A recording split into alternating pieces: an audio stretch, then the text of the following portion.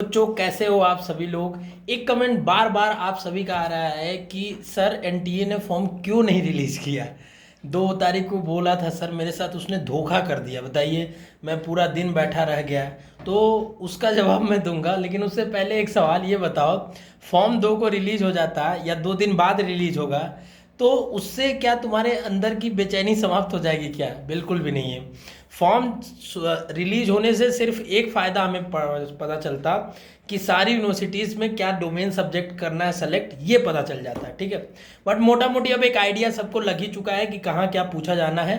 Officially कुछ नहीं आया, देखो मैं बार बार ये चीज़ कह रहा हूँ। ठीक है, दूसरी बात, एनटीए ने लेट इसलिए किया, देखो उसका रीज़न है कि क्योंकि एनटीए ने, देखो इन लोग को भी आपस में सरकारी चीज़ें फिर भी कोऑर्डिनेट करने में कोई इनका रोबोस्ट तरीका नहीं है। ठीक है ना, कि व्हाट्सएप कॉल कर ली है चाहे ये कर ली ये सब नहीं करते हैं ये लोग, सब कुछ ऑफिशियली होता है।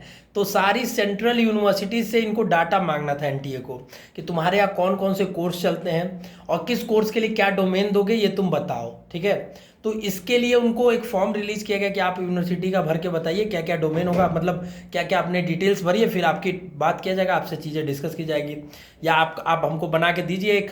ठीक है, सारी यूनिवर्सिटीज़ को ये नोटिस मिली बट इतना जल्दी वो कर नहीं पाई, प्रोसेस ही नहीं। अभी कई यूनिवर्सिटी को तो यही नहीं पता है, सेंट्रल यूनिवर्सिटी को, कि उनका एग्ज़ाम सीयूईटी से ही होगा। ठीक है, वो अपना ब्रोचर निकाल के बैठ गए हैं इलाहाबाद यूनिवर्सिटी वाले। ठीक है, एक दिन चला दिए वो लोग, सीयूईटी से एडमिशन होगा, उसी दिन कुछ देर पहले डाले थे ब्रोचर।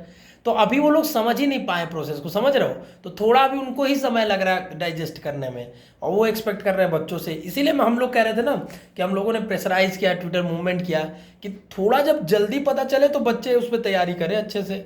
अब एकाएक आप थोप दोगे, लेकिन अभी भी पर्याप्त समय है, कर लिया जाएगा। इसीलिए आज रात 9 बजे अनाउंसमेंट की जा रही है, मेगा अनाउंसमेंट। बच्चों, आपकी प्रिपरेशन के सारे हथियार मिलेंगे वहाँ पे। ठीक है, सीयूईटी फोड़ के आओगे, क्योंकि 4 से 5 सालों से मैं यूनिवर्सिटी एंट्रेंस एग्जाम के लिए बच्चों गाइड कर रहा हूँ, तो मुझे इसका खासा एक्सपीरियंस है। ठीक है, और ये चीज़ मैं आपको एकदम परत दर परत खोल के दे सकता हूँ। ठीक है, और ये मैं गारंटी भी कर सकता हूँ कि हमारी टीम से बेहतर आपको कोई ये चीज़ करके भी नहीं दे सकता, क्योंकि एक्सपीरियंस एक अलग चीज़ है, दूसरी ऑर्गेनाइजेशनल स्ट्रक्चर दूसरी चीज़ है, तीसरा रिसर्च वर्क।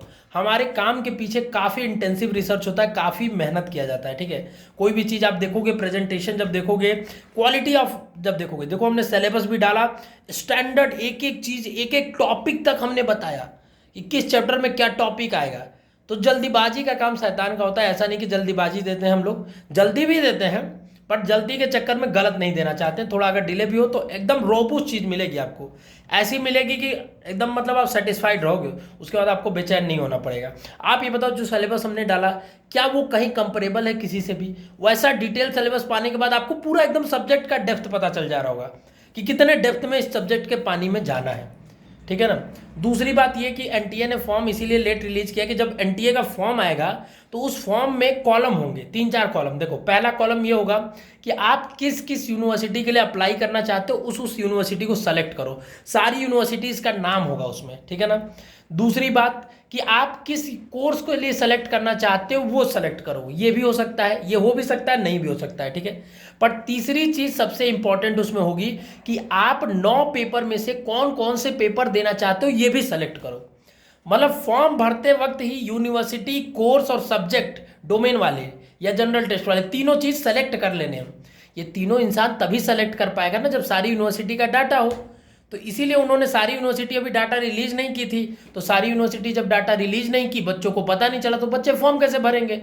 गलती भर दिया, मान लो उसको पता नहीं था, कुछ का कुछ भर दिया, और जब गलत भर दिया फॉर्म कुछ का कुछ, तो उसमें क्या होगा? उस समय उसके साथ गलतियां होंगी, आगे करेक्शन में परेशान होगा कि सर हम तो ये यूनिवर्सिटी भूल गए थे, सर हमने इस यूनिवर्सिटी का भर दिया लेकिन ये सब्जेक्ट छूट गया मुझसे, मुझे पता ही नहीं था। तो मैं फिर से तुम्हें रिक्वेस्ट भी करूंगा कि 6 अप्रैल को जब फॉर्म आएगा, ठीक है, तो बेचैन मत हो जाना। फॉर्म भर के प्रॉपर तुम्हें चैनल पे वीडियो बताई जाएगी, क्या क्या गलती होगी वो बताई जाएगी, लाइव सेशन लिया जाएगा 2-3 दिन तक लगातार कि कहाँ कहाँ क्या भरना है, तुम पूछो डाउट जो भी आ रहे हैं। तो बेचैन बिल्कुल नहीं होना है। ठीक है, आप थोड़ा इंतजार करेंगे, मिनिमम आप 10 तारीख के बाद ही फॉर्म भरेंगे, अगर 6 को आ जाता है तो। अगर और डिले करते हैं तो क्या ही किया जा सकता। अपनी तैयारी को हम चालू रखेंगे और तैयारी को बेहतर तरीके से करने के लिए आपको आज 9 बजे आना होगा, अपने दोस्तों को बुलाना होगा, सबको फैलाना होगा कि आज 9 बजे एक मेजर अनाउंसमेंट, मेगा अनाउंसमेंट, मतलब वन स्टॉप आपके लिए सोल्यूशन आने जा रहा है अब कि एवरीथिंग अंडर वन रूफ। आप जो बेचैन रहते थे ना, सर ये नहीं हो पा रहा है, वो नहीं हो पा रहा है, सब कुछ अब आपके सोल्यूशन के लिए। तो जब experience faculty with top quality class management आपको जब एक जगह मिले तो कहीं और क्यों जाना। बेसिक शिक्षा जब आपका अपना चैनल है। चलिए मिलते हैं 9 बजे, ठीक है। फॉर्म डिले होने का रीज़न मैंने बताया, फॉर्म में क्या सावधानी रखती ये वीडियो में बताया। वीडियो जैसी भी लगी हो कमेंट करके ज़रूर बताना, लाइक करना, शेयर करना। ऑल द बेस्ट, 9 बजे ज़रूर आना।